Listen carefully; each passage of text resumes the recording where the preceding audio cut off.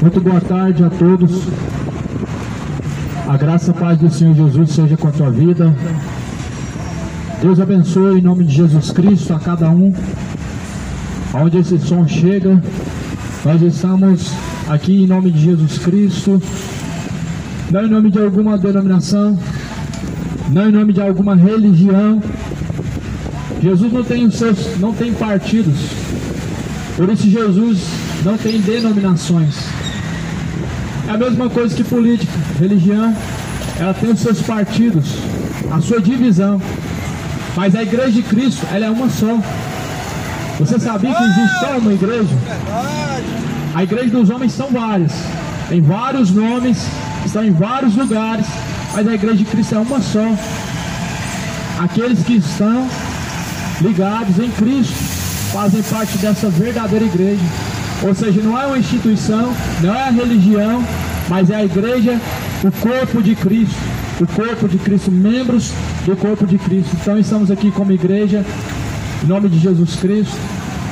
Quero compartilhar algo que está escrito na palavra de Deus, começando aqui em Apocalipse 14, a ceifa e a vindima.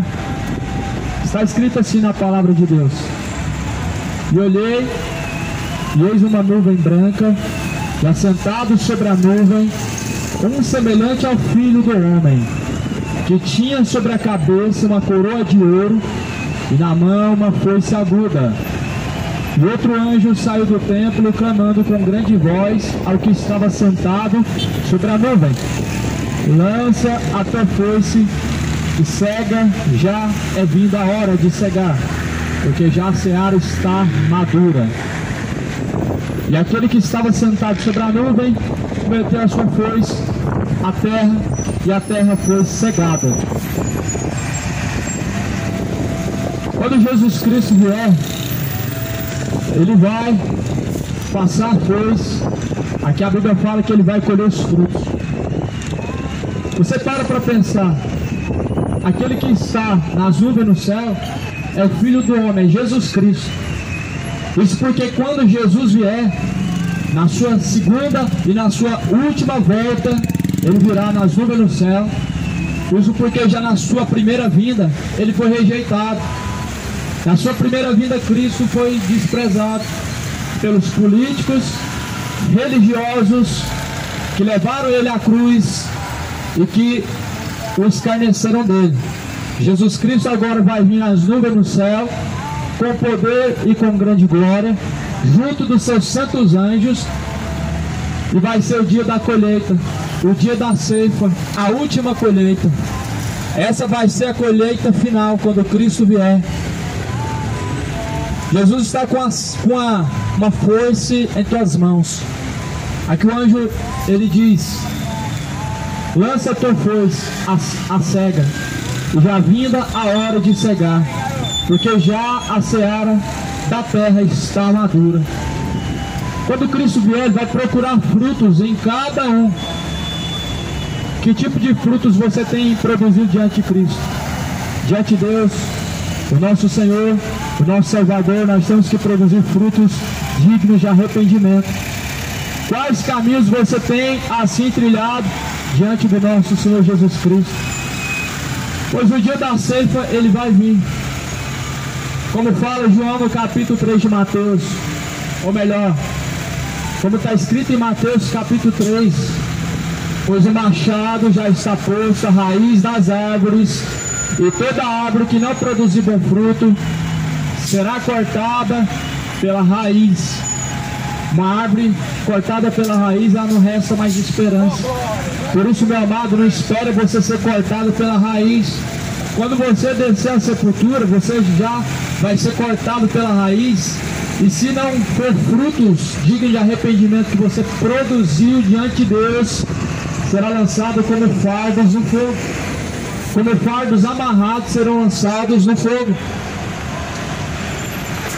Assim como alguém que pega uma palha, junta um fardo de palhas e amarra aquele fardo de palhas para ser lançado no fogo, assim serão lançados no fogo do tormento, os quais não têm produzido frutos dignos de arrependimento para Deus. Uma das coisas que não é fruto para Deus é o pecado. O pecado, ele não é fruto para Deus. A iniquidade, ela é fruto para o diabo. A idolatria é fruto para Satanás, não é para Deus. A imoralidade sexual, ela é fruto para o diabo, não é fruto para Deus. A bebedeira é fruto para o diabo, não é para Deus. No princípio Deus criou macho e fêmea e disse: o homem deixará pai e mãe, se unirá à sua mulher, sua esposa, não ao seu esposo. O homem não se une ao seu esposo. Deus não reconhece como casamento, Deus não reconhece como amor, mas Deus reconhece como paixões infames. Por isso Jesus falou: o machado está posto à raiz das árvores. A árvore que não produzir fruto para Deus será cortada pela raiz, vai ser lançada no fogo. Por enquanto, meu irmão, essa palavra é um alerta. O dia que o Senhor vier, e Ele vai vir, e não está longe, vai ser dias tenebrosos, dias de trevas, densas trevas. A Bíblia fala lá em Sofonias capítulo 1, versículo 14, dia de trevas, dia de densas trevas. Não vai ser um dia tão alegre para aqueles que estão caminhando como inimigos de Deus. Vai ser o pior dia. O pior dia do homem que viveu a vida afastada diante de Deus vai ser quando Cristo vier. Sabe por quê? Porque primeiramente o seu nome não vai estar escrito no livro da vida.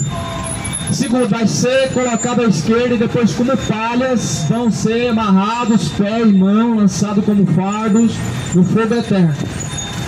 Só que nós precisamos entender que sobre a vinda de Cristo muitas coisas acontecem.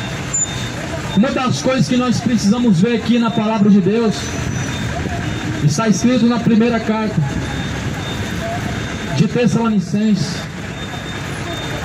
no capítulo de número 3. Acontecimentos que precedem a volta de Cristo. Ou melhor, a segunda carta de Tessalonicenses, capítulo 2, versículo 3. Ninguém de maneira alguma vos engane, porque não será assim, sem que antes venha a apostasia e manifeste o homem do pecado, o filho da perdição. Ou seja, quando Cristo vier, antes da sua vinda, a terra vai estar manifestado com o Espírito do Anticristo. A vinda de Cristo, ela precede manifestações do Anticristo. A vinda de Cristo, ela vem com muita perseguição. Para quem está falando que vão ser arrebatados antes da manifestação do Anticristo, estão sendo enganados. O diabo os engana, assim como enganou Eva lá no jardim, a semente da corrupção. Veja que Jesus fala: de maneira alguma vos engane, ninguém vos engane. Lá em Mateus, no livro de Lucas também, Jesus fala: não se deixem ser enganados, muitos virão em meu nome, virão muitos em meu nome, em nome de Jesus Cristo. Muitos estão vindo em nome de Jesus, enganando uma grande massa de pessoas. Uma grande massa de pessoas está sendo enganado pelo espírito do falso profeta, pelo espírito do anticristo. E aqui a Bíblia fala em Tessalonicenses: ninguém vem enganar vocês de forma nenhuma, de nenhuma forma. Antes virá apostasia. A apostasia chegou, o abandono da fé. A apostasia está relacionada com o abandono da fé. Pessoas relaxadas diante de Deus, pessoas acomodadas diante de Deus, pessoas que estão vivendo uma vida no pecado, afundados, mergulhados, estão nadando de braçada no pecado, correndo a ladeira abaixo para a condenação eterna. Mas a Bíblia fala assim: virá apostasia e manifestará o homem do pecado, o filho da perdição, o qual se opõe e se levanta contra tudo que se chama Deus ou se adora, de sorte que se assentará como Deus e no templo de Deus, querendo parecer Deus. A vinda de Cristo, meu irmão, ela vem trazendo muito caos sobre aqueles que são fiéis a Cristo. Mas a vinda de Cristo, ela vem trazendo muitas melhorias, muitas promessas para aqueles que estão na mão do diabo. Para aqueles que estão com Cristo, vai ser dia de perseguição, fome vai bater na porta, vai vir guerras, rumores de guerras, como a Bíblia diz, mas para quem está na mão do anticristo, para quem está escolhendo um governo, está se deixando ser levado pelos homens, pelo esse espírito do anticristo, vai ser dia de abastança, vai ser dia de prosperidade, não para quem está com Cristo, mas para quem está do lado do governo, para quem está do lado do anticristo. Veja que a palavra de Deus fala, ele vai querer se assentar no trono de Deus, querendo parecer Deus. Nós sabemos que Deus habita em templos feitos por mãos humanas. Mas o que nós vemos? Israel, de uma forma secreta, está tentando construir, está fazendo um projeto de um novo templo, de uma forma secreta. Aonde eles também já dizem que o seu Messias, ou seja, o anticristo, que é o seu Messias, ele já está às portas.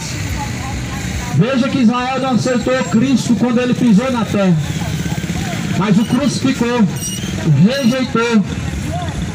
Mas eles dizem que o Messias está vindo, ou seja, ele vai se assentar querendo parecer Deus. Isso nos mostra que a vinda de Cristo está próxima, e quão distante está o homem. O homem está distante de Deus. Porque se perguntar assim, meu irmão, quantas pessoas têm fé? Eu acredito que 80% ainda tem fé, ou pelo menos diz que tem fé. Mas eu digo a você uma coisa, meu irmão, uma coisa é você ter fé quando você está comendo, está bebendo, está comprando, está vendendo. E agora, quando você não tiver mais o poder de compra, de venda, tiver que ficar fugindo para os matos, vivendo como animais no meio de uma selva, como se fossem pessoas indigentes, para não negar Cristo, será que vai existir fé? É assim que vai ser provada a igreja, meu irmão.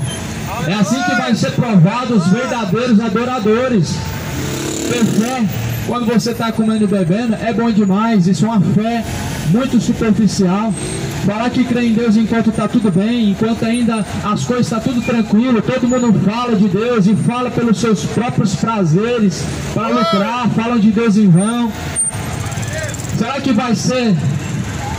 que vai ter fé quando o mundo estiver diante de perseguição?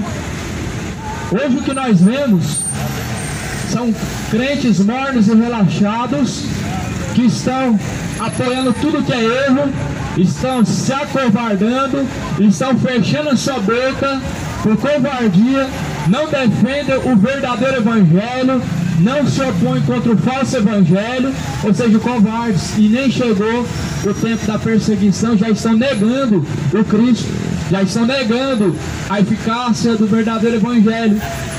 Isso mostra uma coisa, amado. Estes mesmos vão ser os que vão aceitar a marca da besta, vão ser os mesmos que, por medo, para não ver os seus filhos sofrendo, para não passar fome, porque não aguenta passar por provas e lutas, vão negar o Cristo, vão negar a Jesus Cristo, aquele que os resgatou, aquele que outrora se fez carne e foi levado ao madeiro, para que todo aquele que tem a fé no Filho de Deus não venha perecer, mas venha ter a vida eterna. Veja em Apocalipse 13: e faz que a todos, pequenos e grandes, ricos e pobres, livres e servos, e seja posto um sinal na mão direita ou na testa, para que ninguém possa comprar ou vender, senão aquele que tiver o sinal, ou o nome da besta, ou o número do seu nome. Aqui há sabedoria. Aquele que tem entendimento, calcule o número da besta, porque é o número de homem, e o seu número é 666. Veja que não é a teoria da conspiração. O número 666 está aqui em Apocalipse 13, versículo 18. É a marca da besta. Agora o detalhe: grandes e pequenos, ricos e pobres, vão ser sujeitos vão ser forçados a colocar uma marca na sua mão direita ou na testa, e os que não tiverem essa marca não vão comprar nem vender. Alguém certo dia chegou até mim e falou assim: você já está com a marca da besta. Aí eu pergunto: cadê a marca da besta? É o celular. Aí a minha resposta é a seguinte: você está comprando, você está vendendo, estou comendo, estou bebendo, então não é a marca da besta. A marca da besta, meu irmão, não vai ser algo colocado silenciosamente, mas por pressão, por medo e por tanta covardia, as pessoas vão negar a Cristo, pelo medo de passar necessidade, por medo de ver a sua família sofrendo, vão aceitar. Esses são cristãos falsos, que já estão relaxados, apostatados da fé. Esses que dizem que passar prova é não ter a mistura em sua casa, é ter as suas contas atrasadas. Esses são os que dizem que estão passando prova dessa forma, não vão suportar aquele dia. Por isso que Jesus ele fala em 1 Tessalonicenses 5, versículo 6: sejam sóbrios e vigilantes até a volta do Senhor Jesus. Somente suportarão o grande dia da aflição, meu irmão, aqueles que tiverem em Cristo Jesus. Você já parou para pensar como que vai ser, meu irmão, a volta de Cristo? Não é um dia tão alegre assim como muitos estão dizendo, não. Só vai ser dia de alegria para quem está com a firme certeza e a firme fé em Cristo Jesus. Não vai ser um dia de alegria para aqueles que estão vivendo de uma forma iníqua. Aqui a Bíblia fala que vai haver fome. Mateus 24, versículo 6. Haverá terremotos. Fome porque esse governo a qual nós vemos, ele está preparando a vinda do anticristo. Há uma guerra política, onde tudo conspira contra a vinda de Cristo e para a preparação de um só governo. Se você não está percebendo, meu irmão, se você está desapercebido, se você está dormindo na fé, se desperta enquanto há tempo. Desperta, tu que dorme, levanta-te dentre os mortos e Cristo te esclarecerá. Lá nas Arábias já fizeram um templo da primazia, um templo para unificação das religiões, onde se reúnem muçulmanos, satanistas, católicos, evangélicos, religiões adversas, todos reunidos no mesmo lugar para adorar vários deuses, ou seja, adoração a deuses pagãos. A unificação de uma religião já está.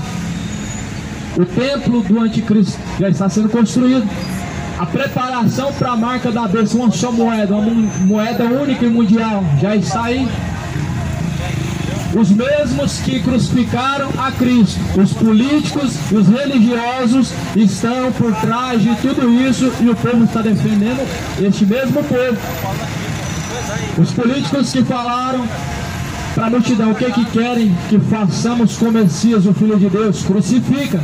E aí os religiosos disseram: crucifica-o. Não queremos o rei dos judeus. Assim disseram os fariseus, os religiosos da época. Assim os religiosos dos tempos atuais também, com a política, com a religião, vão assentar junto com o anticristo, o falso profeta do Papa, os falsos profetas, pastores, sheiks, muçulmanos, todos os líderes, eles que vão trazer o anticristo. Tudo isso está se cumprindo na palavra de Deus. A igreja passará por uma grande tribulação, sim. Cristo virá durante a grande tribulação, segundo a palavra de Deus. E o diabo, ele quer que o homem viva acomodado, acreditando que ele não vai padecer, não vai sofrer. Porque afinal de contas, Jesus sofreu, eu não posso sofrer. Só os apóstolos que merecem sofrer, eu não posso sofrer. Porque você é o espelho, você é a imagem do Senhor, você é o ouro puro de Ofir. É isso que o diabo está trazendo ao engano do coração do homem. Você não é o ouro precioso de Deus, você não é o espelho de Deus, você não é a pérola preciosa de Deus. Você vai ser provado como ouro no fogo para ser descoberto se serve ou não. Os verdadeiros se levantarão, mas os falsos serão reprovados. Assim como em Malaquias capítulo 4 diz, a palavra de Deus diz que Deus fará a diferença entre o que serve e o que não serve. O dia do Senhor está se aproximando. Por isso se prepara, esteja preparado, esteja atento. Andai atentos, sóbrios, vigilantes e não desapercebidos. Estai apercebidos e não desapercebidos. Porque Cristo ele virá. Ninguém sabe o dia nem a hora em que o Filho do Homem vai vir. Mas Jesus falou, assim como o relâmpago parte do Oriente e se aproxima do Ocidente, assim também será a volta do Filho do Homem. Comiam, bebiam, casavam-se, davam-se casamento como nos dias de Noé. Assim também será a volta do Filho do Homem. Nos dias de Noé estavam desapercebidos, comendo e bebendo, dando-se casamento. Repete-se mais uma vez a mesma história. As pessoas estão desapercebidas. E como nos dias de Noé foram pegos de surpresa, serão pegos de surpresa com guerras, rumores de guerras. E Cristo aparecerá nas nuvens do céu, juntamente de milhares de seus anjos, e vai arrebatar os seus escolhidos. Uma só igreja, não é universal, do Macedo é dele, a do Papa Francisco é dele, a do Malafaia é dele. Jesus vai vir buscar não a igreja do Malafaia, nem do de Macedo, mas a igreja dele. Porque só há uma igreja verdadeira, e é a igreja de Cristo, os verdadeiros adoradores. Trata-se de pessoas e não de uma instituição. Por isso, meu irmão, que você possa ser o templo e a morada de Deus, que você possa ter comunhão com Cristo, para que você faça parte da mesa do Senhor. Aquele que perseverar até o fim será salvo. No dia da grande tribulação, aquele que perseverar até o fim será salvo. Quem tem ouvidos para ouvir, ouça.